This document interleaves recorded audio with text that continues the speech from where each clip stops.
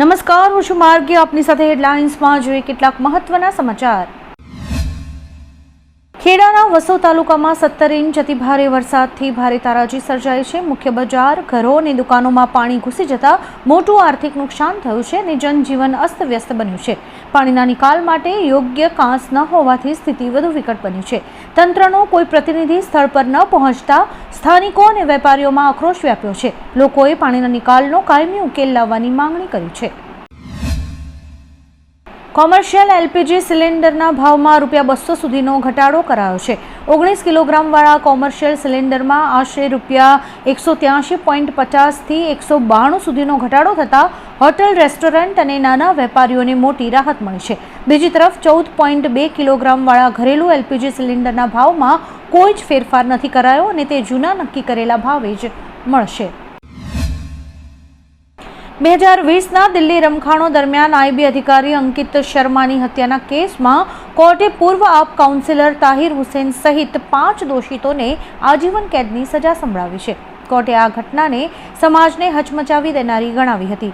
પોલીસે દોષિતો માટે ફાંસીની માંગણી કરી હતી. 13મી જુલાઈએ કોર્ટે તાહિર, નાઝિમ, કાશિમ, અનસ અને જાવેદને હત્યા તથા સાંપ્રદાયિક વૈમનસ્ય ફેલાવવા માટે દોષિત ઠેરવ્યા હતા. હવામાન વિભાગ દ્વારા રાજ્યમાં ભારેથી અતિભારે વરસાદની આપાતકાલીન આગાહી કરાઈ છે. આજે અમદાવાદ, આણંદ, સુરેન્દ્રનગર, રાજકોટ, બોટાદ અને ભાવનગર જિલ્લામાં વરસાદનું રેડ એલર્ટ જાહેર કરાયું છે, જ્યારે કે અમરેલી, ભરૂચ, પાટણ સહિત 11 જિલ્લામાં ઓરેન્જ એલર્ટ અપાયું છે. આ ઉપરાંત જામનગર, વડોદરા, સુરત સહિત 13 જિલ્લાઓમાં યલો એલર્ટ જારી કરાયું છે. રાજ્યમાં ભારે વરસાદની આગાહીને પગલે તંત્ર દ્વારા સાવચેતીના ભાગરૂપે અમદાવાદ, વડોદરા, ગાંધીનગર અને સુરત સહિત 10 જિલ્લાની તમામ સ્કૂલો તેમજ કોલેજીસમાં આજે રજા જાહેર કરાઈ છે. આ યાદીમાં મહીસાગર, પાટણ, રાજકોટ, સાબરકાંઠા, ભાવનગર અને અમરેલી જિલ્લાઓનો પણ સમાવેશ થાય છે. વિદ્યાર્થીઓની સુરક્ષાને ધ્યાનમાં રાખીને તંત્ર દ્વારા મહત્વપૂર્ણ નિર્ણય લેવાયો છે. પાકિસ્તાનના ગૃહમંત્રી મોહસિન નકવીએ દેશની આર્થિક નાકામીઓને સ્વીકારતા સરકારને સાવધ કરી છે. તેમણે ચેતવણી આપી છે કે જો યુવાનો એક થશે તો વર્તમાન સિસ્ટમને ઉથલાવી દેશે. મોંઘવારી, બેરોજગારી અને અન્યાયથી પીડાતા યુવાનો મેરિટ અને નોકરીઓની માંગ કરી રહ્યા છે. નકવીએ જાહેર મંચ પરથી સ્વીકાર્યું કે પાકિસ્તાનનું 70 વર્ષ જૂનું માળખું નિષ્ફળ સાબિત થયું છે અને દેશમાં વિદ્રોહનો મોટો ડર સતાવી રહ્યો છે. વડાપ્રધાન મોદી આજે આંધ્રપ્રદેશ અને કર્ણાટકના પ્રવાસે રહેશે. તેઓ આંધ્રપ્રદેશના વિજયનગરમમાં ₹17,900 કરોડથી વધુના વિકાસ કાર્યોનું ઉદ્ઘાટન અને ખાતમુહૂર્ત કરશે. અહીં દેશના પ્રથમ સેમિકન્ડક્ટર મેન્યુફેક્ચરિંગ યુનિટનો શિલાન્યાસ કરાશે. આ ઉપરાંત કર્ણાટકના મૈસૂરમાં શ્રી રામકૃષ્ણ આશ્રમ ખાતે Swami Vivekananda cultural youth centre વિવેક સ્મારકનું ઉદ્ઘાટન કરાશે. ગ્લાસગો 2026ની ક્લોઝિંગ સેરેમનીમાં સ્કોટલેન્ડ પાસેથી ધ્વજ મેળવી ભારત કોમનવેલ્થ ગેમ્સ 2030ની સત્તાવાર યજમાની અમદાવાદને સોંપશે.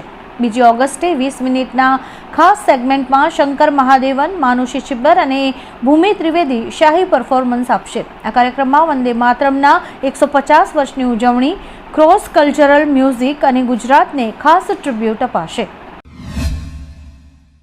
અદાણી ગેસ દ્વારા સીએનજીના ભાવમાં એક સાથે ₹4નો તોતિંગ વધારો કરાયો છે. આ ભાવ વધારા બાદ હવે સીએનજીનો નવો ભાવ વધીને પ્રતિ કિલો ₹94.2 પર પહોંચી ગયો છે.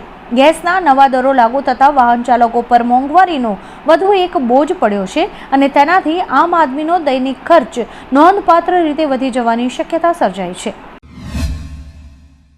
વડોદરાના વાઘોડિયા રોડ પર આવેલી સુમનદીપ વિદ્યાપીઠની લક્ષ્મી હોસ્ટેલમાં વરસાદી પાણી ભરાતા મધ્યરાત્રિના 3 વાગે દોડધામ મચી ગઈ હતી. પૂરની ગંભીર પરિસ્થિતિને ધ્યાનમાં રાખીને વાઘોડિયા મામલતદાર અને પોલીસની ટીમે ત્વરિત કામગીરી હાથ ધરી હતી. ટીમ દ્વારા હોસ્ટેલમાંથી 100 વિદ્યાર્થિનીઓ, 40 વિદ્યાર્થીઓ અને 10 શ્રમિકો મળીને કુલ 150 લોકોને સલામત સ્થળે ખસેડીને સુરક્ષિત રીતે રેસ્ક્યુ કરાયું હતું. જંતર મંતર ખાતે વિરોધ પ્રદર્શન દરમિયાન વડાપ્રધાન નરેન્દ્ર મોદી સામે અપશબ્દો બોલનાર 15 વર્ષીય વિદ્યાર્થીની રુચિકા સિંહનો માફીનામાનો એક વિડીયો વાયરલ થયો છે. વિડીયોમાં તેણે હાથ જોડીને કહ્યું કે લોકોના પ્રભાવમાં આવીને તેણે આ ભૂલ કરી હતી, જેના માટે તે દેશવાસીઓની માફી માંગે છે. ગઈકાલે રાત્રે પીએમ મોદીએ પણ વિડીયોમાં કહ્યું હતું કે તેમણે પ્રદર્શનકારી યુવાનોને માફ કરી દીધા છે. સમાજવાદી પાર્ટીના અધ્યક્ષ અખિલેશ યાદવે ભારતીય જનતા પાર્ટી પર આકરા પ્રહારો કર્યા છે. તેમણે દાવો કર્યો છે કે ભાજપ સામે જનતામાં ભારે રોષ જોવા મળી રહ્યો છે અને પાર્ટીનો અહંકાર જ સરકારને પછાડશે. અખિલેશે વધુમાં ઉમેર્યું કે ભાજપ નકારાત્મક રાજકારણ કરી રહી છે અને અન્ય લોકો પર માફી માંગવા માટે દબાણ કરી રહી છે, જેને દેશની જનતા ક્યારેય માફ નહીં કરે. ખેડા અને આણંદ જિલ્લામાં મેઘરાજાએ તોફાની એન્ટ્રી કરતા સમગ્ર પંથકમાં જળબંબાકારની સ્થિતિ સર્જાઈ છે. ખાસ કરીને નડિયાદમાં ધોધમાર વરસાદથી નીચાણવાળા વિસ્તારો અને રસ્તાઓ પાણીમાં ગરકાવ થઈ જતા વાહન વ્યવહાર ખોરવાયો છે. ઘરો અને દુકાનોમાં પાણી ઘૂસી જવાની દહેશતથી વેપારીઓ અને સ્થાનિક રહીશોમાં ભારે ચિંતા વ્યાપી છે. આ દરમિયાન રાહત કામગીરી હાથ ધરાઈ છે. વડાપ્રધાન નરેન્દ્ર મોદીએ આંધ્રપ્રદેશના ભોગાપુરમ ખાતે વિશાખાપટ્ટનમ નજીક નિર્માણ પામેલા અલ્લુરી સીતારામ રાજુ આંતરરાષ્ટ્રીય હવાઈ મથકનું ભવ્ય ઉદ્ઘાટન કર્યું છે. આંધ્રપ્રદેશના પ્રવાસે પહોંચેલા પીએમ મોદીનું સ્થાનિક લોકો અને કાર્યકર્તાઓ દ્વારા ઉત્સાહભેર સ્વાગત કરાયું હતું. ઉદ્ઘાટન બાદ તેમણે એક વિશાળ રોડ શો યોજ્યો હતો, જ્યાં સાંસ્કૃતિક કાર્યક્રમો દ્વારા તેમનું ભવ્ય સન્માન કરાયું હતું. રાજ્યમાં શૈક્ષણિક વર્ષ 2026-2027 માટે એમબીબીએસ અને બીડીએસ પ્રવેશ પ્રક્રિયાનો સત્તાવાર પ્રારંભ થઈ ગયો છે. વિદ્યાર્થીઓ 12મી ઓગસ્ટ સુધી ઓનલાઈન પિન ખરીદીને પોર્ટલ પર રજીસ્ટ્રેશન કરાવી શકશે. 3 ઓગસ્ટથી 13 ઓગસ્ટ દરમિયાન નિયત 28 હેલ્પ સેન્ટર્સ પર દસ્તાવેજોની ચકાસણી થશે. આ વર્ષે રાજ્યની 54 કોલેજીસની કુલ 8,755 બેઠકો પર પ્રવેશ અપાશે. અમેરિકાના કેલિફોર્નિયામાં સેન ડિયેગો સ્થિત મિરામાર મરીન બેઝ પર વિશ્વનું સૌથી શક્તિશાળી F-35B ફાઇટર જેટ ક્રેશ થતાં તેમાં ભીષણ આગ લાગી હતી. દુર્ઘટનામાં વિમાન સંપૂર્ણપણે નાશ પામ્યું છે. જોકે પાયલટે સમયસર ઇજેક્ટ કરી લેતા તેનો જીવ બચી ગયો હતો અને અત્યારે તેની હાલત સ્થિર છે. અંદાજે $109 મિલિયન કિંમત ધરાવતા વિમાનના અકસ્માતનું કારણ જાણવા માટે વધુ તપાસ હાથ ધરાઈ છે. સુપ્રીમ કોર્ટે રસ્તાઓ પર રખડતા પશુઓને લીધે થતા અકસ્માતો અંગે ગંભીર ચિંતા વ્યક્ત કરી છે. કોર્ટે કહ્યું કે પશુઓ નેચરલ સ્પીડ બ્રેકર નથી. કેન્દ્ર અને રાજ્ય સરકારો આવા અકસ્માતોના પીડિતોને યોગ્ય વળતર આપવા કાયદાઓમાં જરૂરી સુધારો કરે. પંજાબના સંગરૂરમાં 2007માં આખલાના હુમલામાં એક પતિનું મોત થતાં પીડિતાને 15 લાખ રૂપિયાનું વળતર આપવાના કિસ્સામાં આ નિર્દેશ જાહેર કરાયો છે. ટોમ હોલેન્ડની film Spiderman brand new day સિનેમાઘરોમાં ધૂમ મચાવી રહી છે.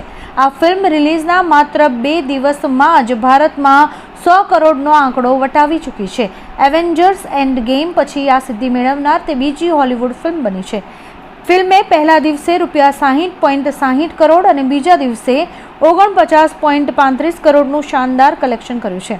આ ફિલ્મને દર્શકો તરફથી અત્યંત સારો પ્રતિસાદ મળી રહ્યો છે.